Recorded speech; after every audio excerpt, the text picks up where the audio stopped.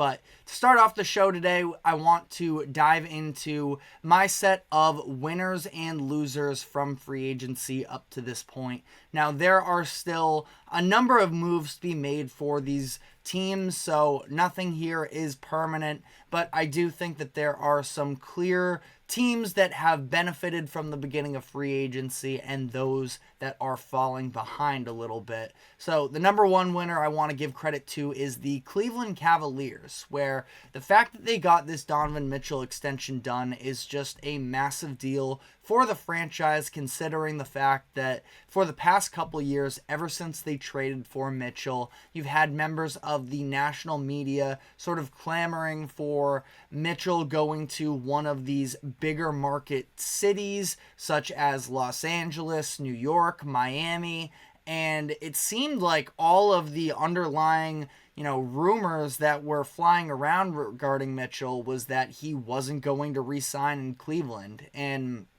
that was going to lead to a little bit of a messy offseason. Now, I still don't think it's necessarily, green grass from here on out for the Cavaliers, but at least they were able to retain superstar talent, where Mitchell very easily could have publicly gone about his business and said, trade me this offseason or I walk next summer. And that's something that, especially in the NBA, isn't necessarily unheard of. So the fact that instead he sort of leaned into the Cleveland situation here and is re-signing is a big deal for them. Now, we talked about this yesterday. Also, the fact that this is a little bit of a shorter extension, so he's going to be under contract for the next 3 years, I believe it is, and then is going to have a player option headed into the summer of 2027,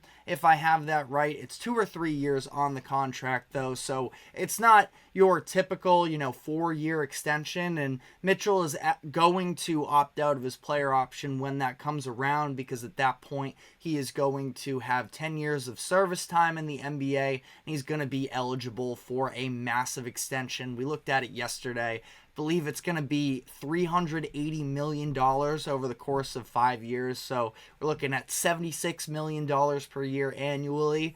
Obviously a huge deal. And Mitchell's going to want to cash out on that. Seems like the Cavaliers were sort of in step with him in terms of setting up this most recent contract extension to get him to that 10-year, max contract, the Supermax, as soon as possible. So, both the parties are aligned here. There's still some questions in terms of what the future of this team looks like with Mitchell, Garland, Mobley, and Allen, but this is a big win for them, and it doesn't help, or I should say it does help that along the way, some of these other teams sort of fell out of the picture. Brooklyn decided to blow up their team, in part with the Mikal Bridges trade to New York that ultimately kind of eliminated him too. I don't know if the fit between Brunson and Mitchell ever really made sense, but that obviously closed the door there. Lakers didn't have the money to make it happen, so ultimately, again, I don't think that everything is answered for the Cavaliers, but this is a big-time win for them.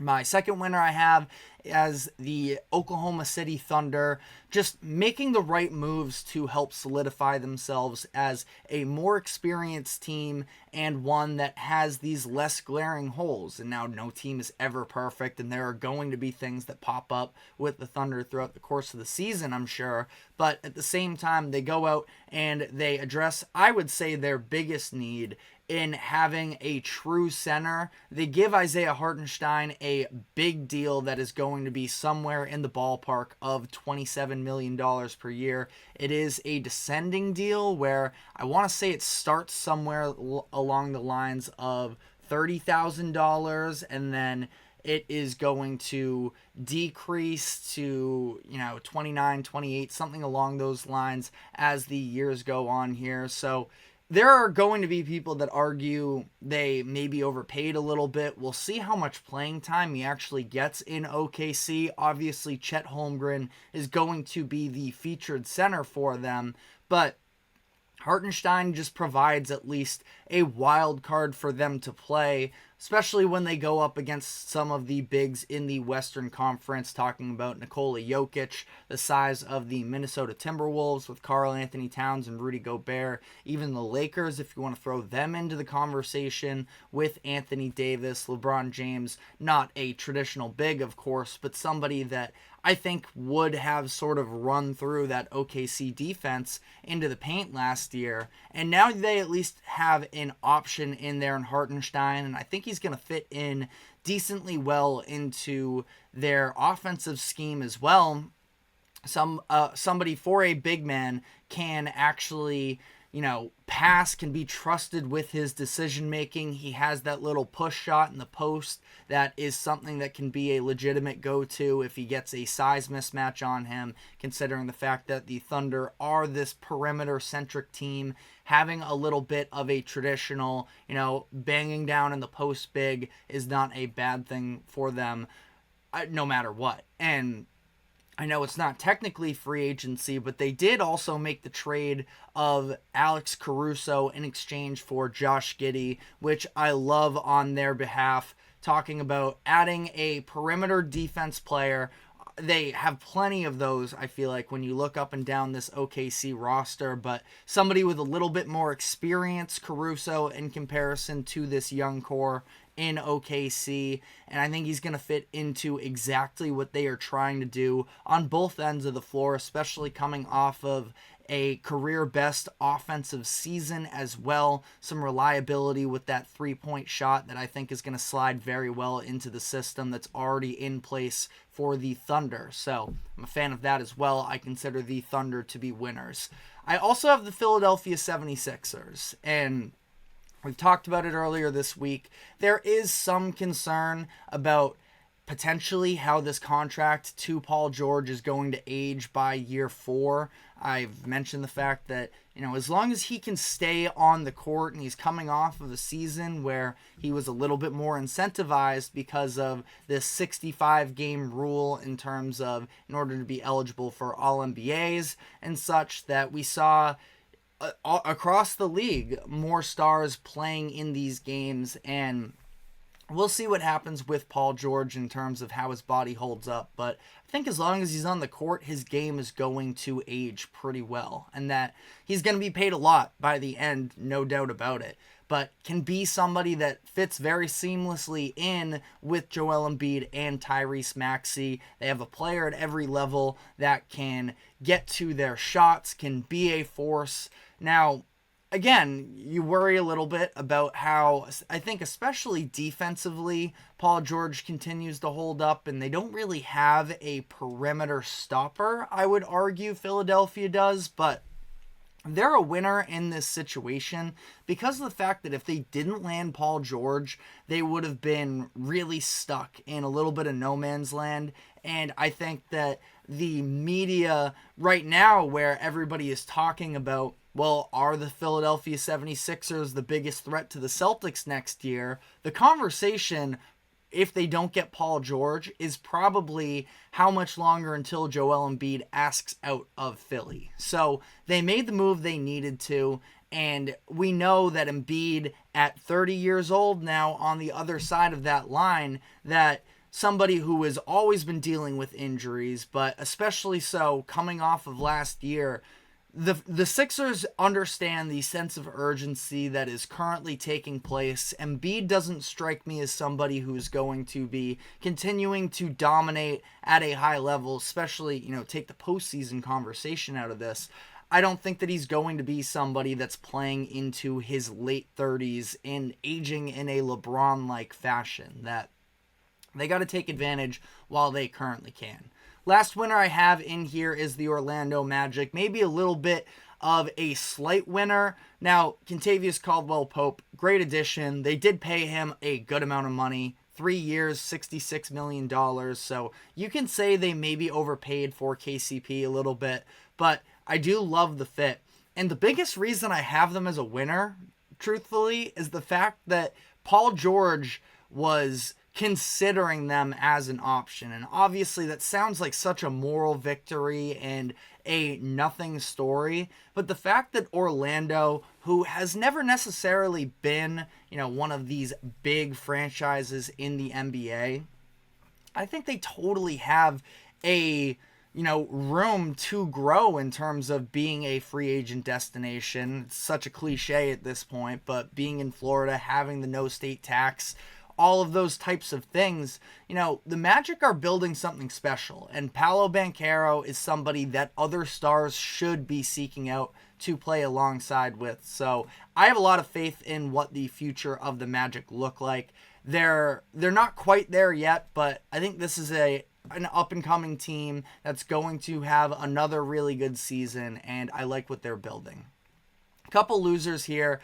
The Los Angeles Clippers. I just don't see the vision with them. I feel like I was pretty critical of them earlier in the week, so I don't want to spend too much time bashing them here. But this is an expensive roster with a lot of older players, and not one that I think is in the real inner circle of contention. Now, if Kawhi Leonard becomes Kawhi Leonard once again, the version of himself that he was in 2019, and, even if he's just 80% of that, as long as he can stay healthy, you can talk yourself into the Clippers a little bit, but I just don't know how much you can trust them. I don't know how much the Clippers themselves trust him. I feel like it's a little bit of a scenario where they are just trying to, draw in an audience as they move into their new arena, and that they just needed to have stars on the table. That's why I think they got the James Harden deal done. I have a hard time imagining, I should say, any other team in the league offering James Harden $35 million. And that's what they signed him to for. It's a 2-year deal. I believe it's with a player option next year, so we'll see how that plays out. But it's a ton of money to James Harden at this point in his career, and I'm not saying it's a bad signing necessarily, but I just don't know. Were they kind of bidding against themselves, knowing that they were going to lose Paul George, that they couldn't have their entire team just implode on them as they are making this business move? I don't think that they're easily not a top 4 or 5 team in the Western Conference to me. I have the Nuggets, Thunder, Timberwolves, Mavericks, and even the Pelicans as definitively better than them, at least in my eyes. I know that Pelicans pick especially could age poorly, but I still believe in what New Orleans has. The Grizzlies could definitely be better than them. You could throw the Suns, the Lakers, the Kings, all as teams that could surpass them next season. And then even some of these teams that, are on the outside looking in, the Warriors, the Rockets, I can't say definitively that the Clippers are going to be better than them in the regular season next year. There's a chance they don't even make the playoffs. So I don't feel good about the Clippers. I've said that before. Again, not trying to bash you guys, Clippers fans, but I don't feel good about the situation at hand. And then the last loser, I'd say slightly, is the Milwaukee Bucks. Another thing I've talked about earlier this week, the fact that they really didn't have a lot of options, but still it just seems like this offseason is passing them by. And I do like DeLon Wright. I feel like with a full season under one team, he could possibly establish a little bit more of a role for himself than he did in either of his spots last year when he ended up moving to Miami halfway through the year. I think he's a good player. I think he's just a reliable pro, and that he is going to have some type of a role with Milwaukee. Now it's just going to be a matter of what the Bucks choose to do with their current players that they are yet to re-sign: Jay Crowder, Patrick Beverley, and Malik Beasley. But we'll see what they do on that. That could definitely sway my opinion as well. But that is all I have here for winners and losers. Again, I don't like to... There are a bunch of teams like the Warriors and the Lakers where they get a lot of attention, but I don't know if there was anything else they could have done. And that is in large part because of some of the expensive contracts that are on the books, and we see these teams approaching the second luxury tax, and the Lakers actually just officially went over that second apron in the luxury tax because they just signed LeBron James to a new contract extension. So